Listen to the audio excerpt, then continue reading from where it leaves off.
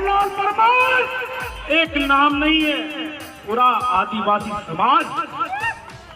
और यहाँ के जो कोतवाली टीआई है, यहाँ के जो एसपी है, सुन लीजिए, आदिवासी समाज का बेटा हूँ, कहने के लिए मध्य प्रदेश से आया हूँ, लेकिन आने वाले भविष्य का भील प्रदेश का बेटा हूँ।